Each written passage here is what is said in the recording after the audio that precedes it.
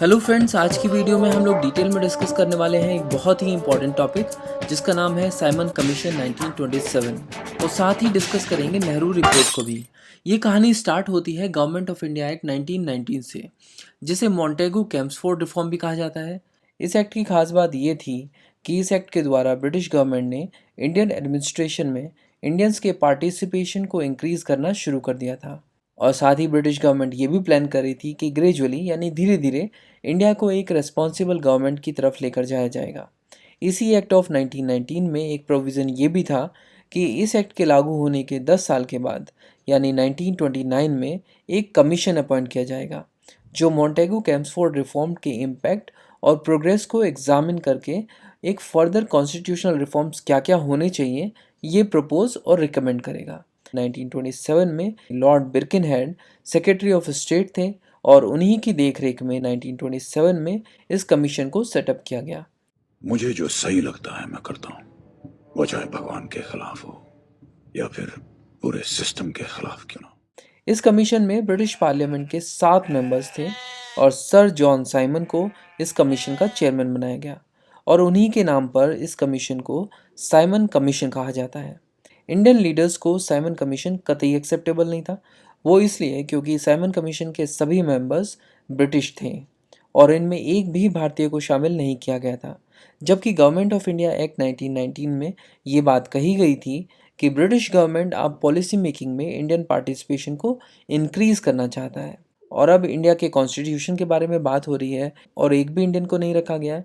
ये बात इंडियंस के लिए बहुत ही इंसल्टिंग थी। चंद अंग्रेज मिलकर ये तय करेंगे कि हमें कितनी आजादी मिलनी चाहिए। इंडिया की सभी मेजर पार्टीज जैसे कांग्रेस पार्टी, मुस्लिम लीग एटसेट्रा ने भी साइमन कमीशन को बॉयकॉट करने का फैसला कर लिया। और जब ये बात लॉर्ड बिर्किनहेड के कानों तक पहुंची, एक आवाज है जो मेरे कानों में गूंजती रहती है। तो उसका कहना था कि उसने ऐसा इसलिए किया क्योंकि उसे लगा नहीं था कि इंडियंस इतने कैपेबल हैं कि वो अपना कॉन्स्टिट्यूशन खुद से डिज़ाइन कर सकते हैं। एक ऐसा कॉन्स्टिट्यूशन जो इंडिया की हर एक क्लास, कम्युनिटी और पॉलिटिकल पार्टी को एक्सेप्टेबल हो।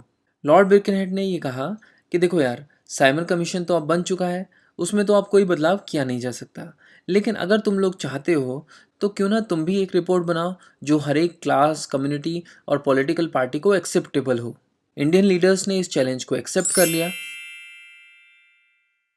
उसी साल दिसंबर 1927 में कांग्रेस पार्टी का मद्रास सेशन हुआ जिसके प्रेसिडेंट थे मुख्तार अहमद अंसारी।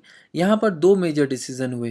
पहला ये कि साइमन कमीशन के साथ किसी भी तरह का कोई भी कॉपरेशन नहीं किया जाएगा। दूसरा ये कि वो एक ऑल पार्टी कॉन्फ्रेंस सेटअप करेंगे इंडियन कॉन्स्टिट्यूशन को ड्राफ्ट करने के लिए, ताकि वो लॉर्ड बर्किनहेड को एक करारा जवाब दे पाए।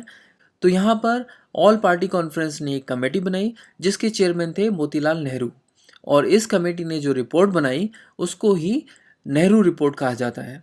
तो यहाँ पर एक तरफ साइमन कमीशन और दूसरी तरफ नेहरू कमेटी, दोनों लगे पड़े थे अपनी अपनी रिपोर्ट बनाने के लिए, और दोनों रिपोर्ट का पर्पस था इंडिया के लिए कॉन्स्टिट्यूशनल रिफॉर्म्स को रिकमेंड करना। इसी सिलसिले में जब फरवरी 1928 में साइमन कमीशन इंडिया आया तो पूरे देश में मास प्रोटेस्ट और हड़ताल की गई और जगह जगह साइमन कमीशन के मेंबर्स को काले झंडे दिखाए गए। अपने कल्चर की है आदत, स्वैग से करेंगे सबका स्वागत। एक नारा जो उस समय सबसे ज़्यादा पॉपुलर था वो था साइमन गो बैक। लाहौर में लाला लाजपत राय साइमन कमीशन के खिलाफ प्रदर्शन कर रहे थे, जहां पर जेम्स स्कॉट नाम के एक पुलिस अधिकारी ने लाठीचार्ज के ऑर्डर्स दे दिए। इस लाठीचार्ज के कारण लाला जी को ऐसी घातक चोट पहुंची कि 17 नवंबर 1928 में उनकी मृत्यु हो गई। इसके बाद 28 अगस्त 1928 को ऑल पार्टी कॉन्फ्रेंस के लखनऊ सेशन में नेहरू कमेटी ने अपनी ड्राफ्ट रिपोर्ट सबमिट कर दी। हालांकि इसको एक्सेप्ट नहीं किया गया क्योंकि बहुत सारे डेलीगेट्स इंक्लूडिंग जिन्ना, नेहरू, सुभाष चंद्र बोस ने इस रिपोर्ट के अगेंस्ट में वोट किया था।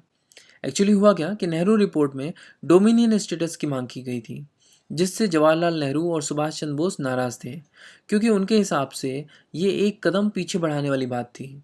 इसीलिए जवाहरलाल नेहरू और सुभाष चंद्र बोस ने मिलकर अप्रैल 1928 में एक नई ऑर्गेनाइजेशन शुरू की जिसका नाम था independence of India league.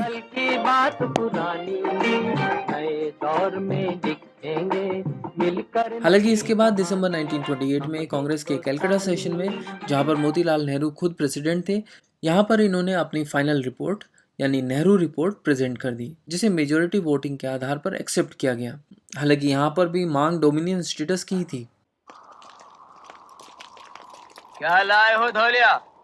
British government को ये बताया गया कि इंडियंस जो है वो रिपोर्ट के साथ रेडी हैं, और ये रिपोर्ट ब्रिटिश गवर्नमेंट को देने के साथ साथ ब्रिटिश गवर्नमेंट को एक अल्टीमेटम भी दे दिया गया कि भैया अगर ये रिपोर्ट 1 साल के अंदर अंदर यानी 31 दिसंबर 1929 तक एक्सेप्ट नहीं की गई तो अंजाम बुरा होगा, और ऐसी स्थिति में आप एक नए मूवमेंट के लिए तैयार रहना। तो सिचुएशन ये है कि इंडियन लीडर्स ने नेहरू रिपोर्ट ऑलरेडी सबमिट कर दी है, लेकिन उधर साइमन अभी भी रिपोर्ट कंप्लीट नहीं कर पाए थे। इस सिलसिले में एक बार फिर 1929 में साइमन कमीशन इंडिया आता है।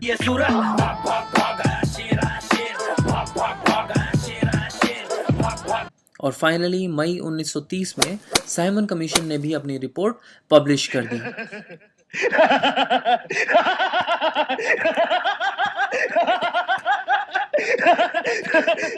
तो अब ब्रिटिश गवर्नमेंट के पास 2 रिपोर्ट्स हैं, साइमन कमीशन रिपोर्ट और दूसरी नेहरू रिपोर्ट। ब्रिटिश गवर्नमेंट ने अब यहाँ पर कहा कि देखो यार, अब एक काम करते हैं, 3 राउंड टेबल कॉन्फ्रेंसेस करते हैं जहाँ पर ब्रिटिशर्स और इंडियंस एक साथ बैठकर इन दोनों रिपोर्ट्स पर आमने सामने बात करेंगे। एक्चुअली ये भी कहा जाता है कि इन 3 राउंड टेबल कॉन्फ्रेंसेस का आइडिया जिन्ना ने लॉर्ड इरविन को दिया था।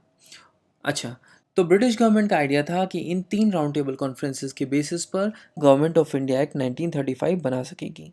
एक्चुअली ऐसा ही हुआ। 1930 से 1932 के बीच 3 राउंड टेबल कॉन्फ्रेंसेस हुई और उनके बेस पर गवर्नमेंट ऑफ इंडिया एक्ट 1935 लाया गया। हालांकि इसमें ज़्यादातर पॉइंट्स साइमन कमीशन की रिपोर्ट से थे और कुछ ही पॉइंट्स नेहरू रिपोर्ट से। वैसे जो भी हो, government of India act 1935 actually में काफ़ी डिटेल्ड एक्ट था और इसे हमारे करंट कॉन्स्टिट्यूशन ऑफ इंडिया का बेस कहा जा सकता। बुक सभा चैनल पर हिस्ट्री की बहुत सारे टॉपिक्स पर वीडियोज़ अवेलेबल हैं, आप उनको देख सकते हैं। अगर आपको ये वीडियो अच्छी लगी है तो इसको लाइक कीजिए, दोस्तों के साथ शेयर कीजिए, और ऐसे ही और टॉपिक्स पर वीडियोस देखते रहने के लिए बुक सभा चैनल को सब्सक्राइब कीजिए। Thank you so much for watching.